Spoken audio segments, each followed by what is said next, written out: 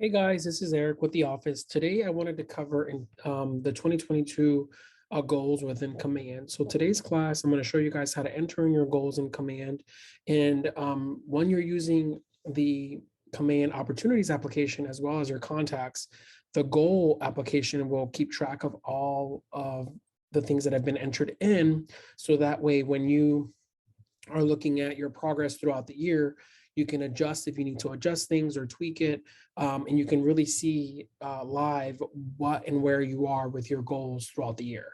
So just of course to start off, I am at agent.kw.com and I'm logged into Command. And I always like to click on the red KW here because then you can see the applications on the left-hand side.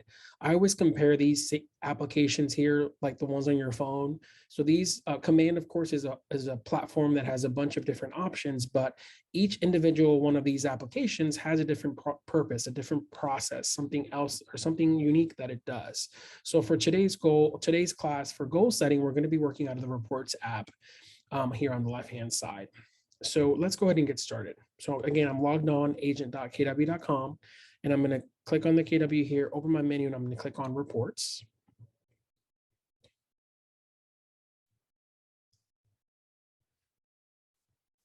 One thing here that you can see within the reports application, there's a bunch of different options and different things that the reports application tracks within Command.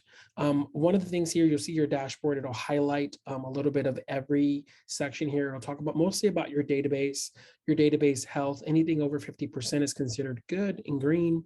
And as you can see here, that would be considered of birthdays and emails and your overall database health.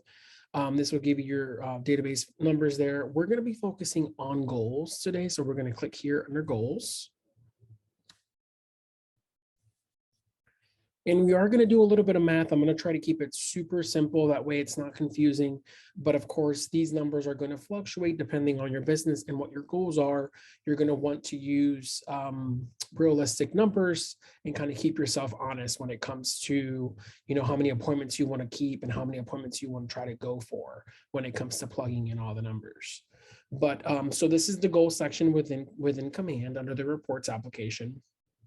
And this section is specific to the MREA Economic Model, as well as it uses the contact application and the opportunities applet to kind of get all these things kind of figured out. So this means if you want this section to be correct, you're going to also want to make sure you're utilizing and filling out all of the options within your opportunities, such as your phase of the opportunity, and move that opportunity through your pipeline to make sure that your goals are also updating, which means you want to make sure that your opportunity status is updated to close once you have a closing and things like that. So once that is done, the system will have an easier time making sure that your goals are updating on a monthly basis.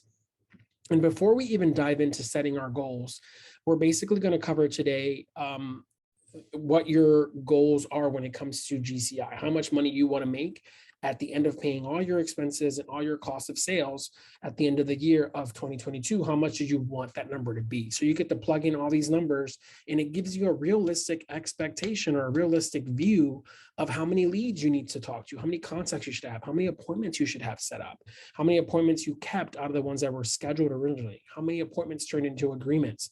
And by agreements, we mean listing agreements or buyer agreements, right? And then from there, out of once you have the agreement, how many of those agreements turn into contracts, and then how many of those contracts actually will turn into closed units. So we're going to cover where you plug in all of these figures. So you can see here, it'll tell you how many leads you need to start off with. And of course, this is yearly, so we can break it apart to monthly if it makes it a little bit easier. But on a given month, based on the numbers that you plug in, it's going to tell you exactly how many leads you need to try to turn into contacts, and how many of those contacts need to turn into appointments, how many appointments need to turn into how many appointments you've scheduled, how many of those you're going to actually keep, and then how many of the kept appointments turn into agreements, and then how many of those agreements turn into contracts, and then how many of the contracts are actually closed. So we're going to cover all of that today. And then you also have your profit tracker. It'll tell you, based on the opportunities being updated correctly, how on track you are with the profit that you keyed in. And then, of course, your activity breakdown, this will give you your activities and emails and things like that. So this is linked directly to your database. So as long as you're logging the contacts or the interactions with your contacts, this should update for you and kind of give you an idea of where you are with that. Goal conversion rates. So these are what we were talking about before. So we're going to pick a conversion rate for each one of these categories that we talked about earlier, right? Your leads, your contacts, how many appointments, and so on. So this section here is specifically how you pick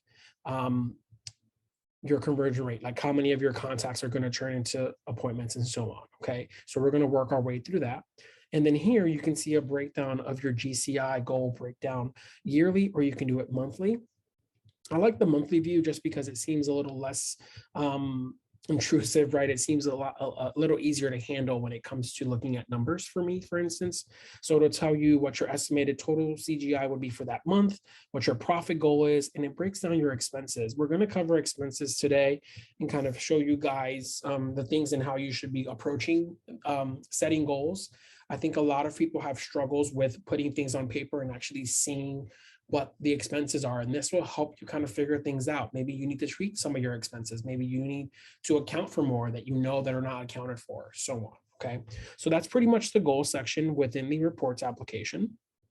So we're going to go ahead and kind of go for it. So here you'll have a drop down for your 2022 goals. The reason there's a drop down here is because towards the end of the year, as we were closing out 2021 was still listed here, and then 2022 was listed. So you could set your next year goals. So around Q4, there'll be a drop down here for you to set your 2023 goals. So hopefully, if you find this tool successful or you enjoy what it's doing, you will go in there and set your 2023 goals. All right, so we're going to select 2022, of course, because that's the year we're in. And then we're going to click the green button that says get goal settings. And this is going to bring up your Kelly guide, and it's going to help you kind of step by step. This is almost, this is bulletproof where you can't really mess it up. So don't be afraid to go in here and kind of mess around with things and set your goals. Even if you feel like you don't even know where to start, just plug something in and then you can give it some thought and come back and change it at a later time. But we're going to go ahead, it'll tell you what you're setting your goals, set your goals, review your goals, and what we're going to be working on today. We're going to go ahead and click start. So I, of course, before class came in here and plugged in some numbers, and we're going to kind of go through. So your profit goal, how much you want to take home after you've paid all your expenses. That's what this profit goal is. And then you have your business makeup. So how much of your business you're going to spend working with listings? How much of your business are you going to spend, or how much of your time you're going to spend working with buyers, and vice versa? So these numbers are going to differ, per agent, depends on what you want to work with. Some agents enjoy working with listings more than contracts. It's completely up to you. There's no wrong or right answer here. Okay, guys. So whatever you're comfortable with, whatever you want to work with, you can plug in here.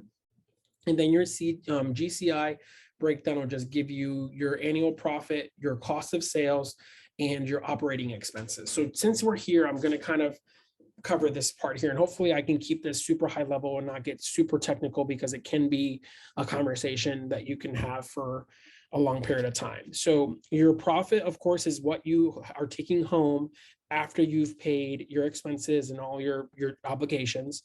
Your cost of sales are going to be things that you only have to pay if there's a sale involved. So i.e. transaction coordinator is a great example of a cost of sale. You're only going to pay a transaction coordinator when and if there's a closing, right? So that's a great example.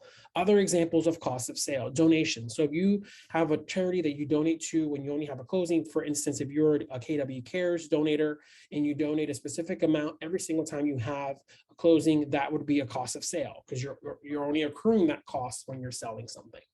Other items that could be considered cost of sales, your home warranties. If you buy your buyers a home warranty, or if you buy them a closing gift, right? You can average out how much you spend on a typical closing and average that out. I like to use the rule of 10. So just at least put the 10 transactions in there and kind of work your math out from there. Another one that you can do the rule of 10 is the broker fee. So you guys have broker fee here of $195. So that's for the first 10 transactions, right? So that's why it makes sense to kind of work out the other numbers by 10. So then everything kind of makes sense, and it'll have a better, a more realistic feel when it comes to the actual numbers. And then another thing that I like to include under the cost of sales is marketing. So if you, every time you have a sale, you do a just sold card or a postcard. Those are marketing fees that you can average out how much you spend per closing and multiply it by 10 closings and plug in a figure. Just plug in that figure. So then you have an idea, even if towards the end of the year, you have to either, adjust it down because you haven't spent that much on marketing, or if you're spending more on marketing because you find the value in it, you can of course edit this at any point throughout the year. There's no rule of not going back. Another one that I like to do is productivity coaching. So if you're in our productivity program, you will have to pay your coach for your closings, right? When you guys have a closing, you have an agreement, you pay your closing. What I do there is I take an average. So 2.5 being on the lower end of commissions, right? Commission rates, or you could do 3%. So just do 3% on a $300,000 house, it's $7,500. And if you average out whatever your percentages that you pay your coach from there for the 6 transactions, it'll give you a figure. I would plug in that figure if that makes sense. Hopefully I didn't make that too complicated, but those are examples of cost of sales, okay? The next thing that I would talk about is fixed expenses. This one's a little easier. So operating expenses are expenses that you're going to accrue no matter if you have a closing or not. So examples that I have for you there would be office rent. So if you have an office space and you're paying a rent every month, that rent isn't going to go up, at least for that 1 year, right? You have a lease and it's not going to go up. Office monthly invoice. So if you pay your office invoice, it's the $50 that you pay the office, you can do the quick math, right? So $50 times 12 is $600. So that's a fixed amount that you should have in your mind as a fixed expense. It's not going up, it's not going down. You have to pay it every single year. GTAR dues. So I look back at the most recent GTAR dues, that was $451 for the GTAR dues. So that's something you can, again, account for happening every year, right? The next thing is going to be the Stellar dues. So you have your local board GTAR dues, and then you have your Stellar MLS dues. Those dues happen each once a year. So Stellar is typically in March, and then GTAR is typically in the fall. Stellar, the last Stellar dues that I have a record was around 459. So you can plug in those numbers. Again, plug in something, and if you have to tweak it later, we can do that.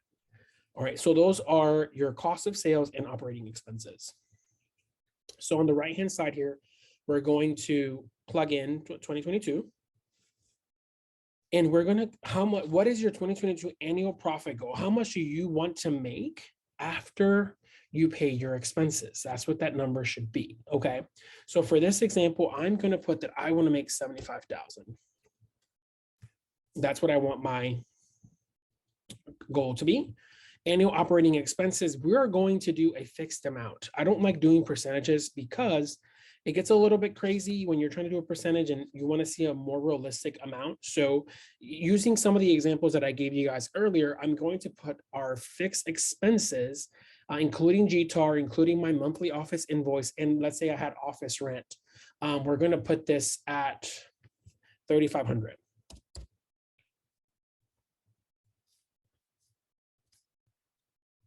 So there's 3,500 for my fixed expenses, which means for being an agent, this is going to cost me $3,500 no matter what I sell or if I don't sell. I'm still going to have to come up with $3,500 to make this work.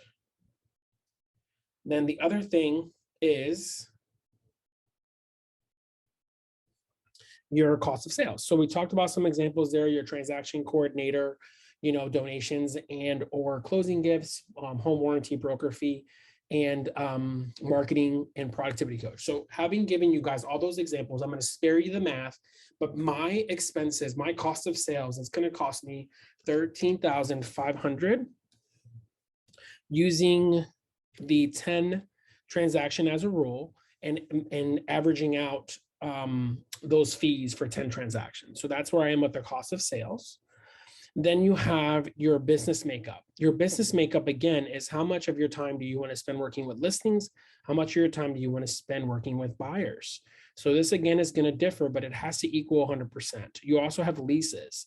If you are an agent who works with leases, you're more than welcome to include those on there. Most agents don't really account for leases. They still help folks here and there, but they only want to do listings and buyers. So that's completely understandable.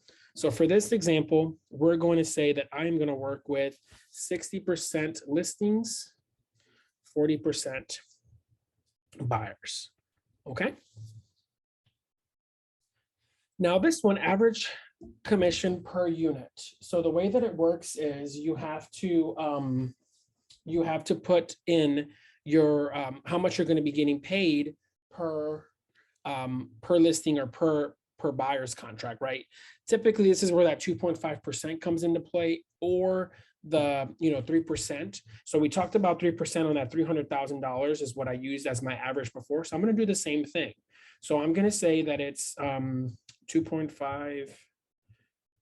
Math is hard, guys. 2.5% times 300,000 is 7,500. So that's the correct math. I said it was 3%, but it was 2.5% of $300,000 sale puts my commission for either side at 7,500.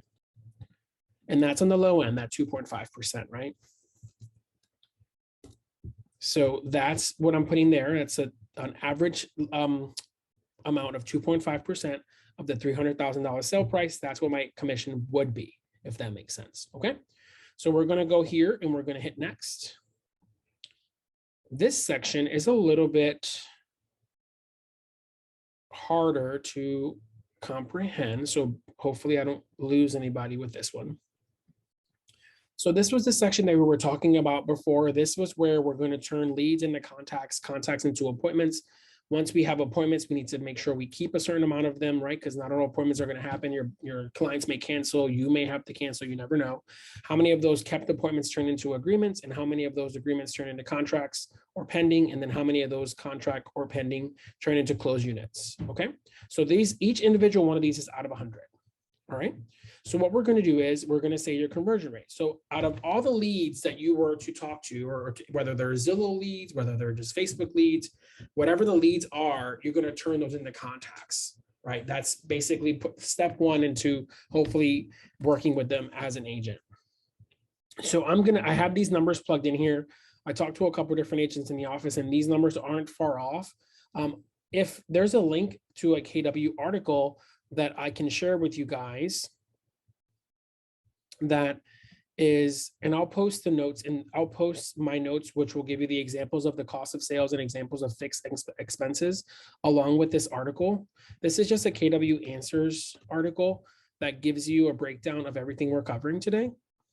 But the examples they used here was 10 and then 60%. So that means out of every lead, every lead, out of all the leads that you talk to or speak to in a specific month, you're going to 10% of those are going to turn into contacts. Out of all those contacts that you turn, leads that you turn into contacts, 60% of those are going to turn into appointments, so on and so forth. So they use 60 all the way down. After talking to a couple agents at the office, I feel like 40%, 20% of all the leads you talk to is a good conversion rate. However, you can drill this down specific to your business. So these numbers are not set in stone. So 20% of all the leads that I talk to specifically for this example, I'm going to turn into contacts. 40% of all the contacts that I talk to are going to be turned into appointments. So you may turn someone into a contact, but that doesn't mean that they're going to want to move forward in the process. So that's 40% is not a horrible number. Of course, 50% will probably be better. However, it's conversion rates are a little tricky. Appointments set to appointments set to appointments kept, which means if you set 10 appointments in any given week, or let's say 40 appointments in a month, how many of those 40 appointments did you actually meet with, right? So that's another 40% of those appointments actually are kept. Out of the kept appointments, how many of them turn into agreements? So you can have, again, 40 appointments in a month, but you're not going to have 40 agreements, unfortunately, right? And any given, not 100% conversion rate there. It's a little bit almost impossible, but some people can do it. So we put 40% there as well. Okay. Out of the agreements that you have signed, whether it's a exclusive buyer agreement or a listing agreement, out of those agreements that you sign, 40% of them are going to turn into under contract or pending. And then last but not least is out of all the contracts that you go under, you are going to close 40% of those are going to turn into closing units. Okay. So that's the numbers that we came up with. But again, these numbers are going to be specific to your business and how that works. So we're going to go ahead and hit save and continue. So now that we've plugged in our numbers, we can see here that we've plugged in all of the numbers that we have been talking about thus far. So our profit goal is 75 after we pay all our expenses. And then it tells us we're working with 60% listings, 40% buyers, how much we're going to get average per unit. And then the breakdown is here, all right? So we're going to go ahead and click on what's next here. And now let's go ahead and review our goals. So we're going to click on view our goals. So this is where it gets very interesting. So again, you can drill down here by year, and you can drill down by listing or buyers. I like to do this monthly just because to me, it's easier to comprehend from a monthly perspective than a yearly perspective, because you're working towards these goals on a monthly basis, right? So to hit my $75,000 after my profit, I have to at least talk to 499 leads monthly, right? So this puts it in more perspective of how much I'm going to have to work to get towards that profit goal, right? Out of that 499 leads, whether it's online leads or in-person leads, whatever the lead is, I'm going to have to convert 81 to contacts, okay? Out of that 81 contacts in any given month, for this specific month, I'm going to have to convert 40 of those into appointments, okay? Out of the 40, I'm going to have to keep, out of the 40 appointments that I booked, they're on my calendar, we've agreed on it, I'm going to have to keep 16 of those to still hit my goal for the month. And then I'm going to have to, out of the 16 that I've kept, I'm going to have to keep turn 6 of those into listing agreements. And then after I've done the listing agreement, whether it's a buyer exclusive agreement or a listing agreement, I'm going to have to get 3 under contract, right? And out of that 3, I'm going to have to close 1, right? So this is extremely helpful in my mind. It helps you figure out when you're lead generating, okay, so I'm going to do some lead gen, but I don't think a lot of people actually have a number of how many leads they have to touch within a given month. This is breaking it down for you guys. It's telling you exactly what the leads need to be. So if we break apart, so for instance, we're in January, let's be great. So it's a 31-day month. So let's go ahead and give ourselves 30 days because, you know, we're kind of starting a little late. So even if we were to do 25, include weekends or maybe a day off here and there, if I plug in 499 leads that I need to work with in a given month, I need to deal with about 20 leads a day to hit these numbers, if that makes sense. But that means, you know, because the month already started, I'm going to have to work till the end of the month to make that happen. So just looking at things from this perspective is extremely helpful. And it helps you set and it helps you work towards something that you know you're seeing it on paper, right? So it's extremely helpful and just very beneficial. So that's how that section works there. Then, of course, once you start updating your opportunities, this will also update every time once those are actually closed out for the month. So you'll be able to look back on this on a monthly basis and see, okay, you know, where am I in my tracker? And then you can, of course, always come in here and update your goals based on what you've done thus far if things are need to be adjusted. Okay. But that's pretty much all I had today for the goal settings. I wanted to cover setting the goals, seeing it in writing, kind of cover what the expenses were, what the cost of sales were, and just kind of go over everything. If you guys have any questions, please feel free to reach out to me at mctt73@kw.com. And thanks for coming to class. Thanks for watching the video, and I'll talk to you guys later. Bye.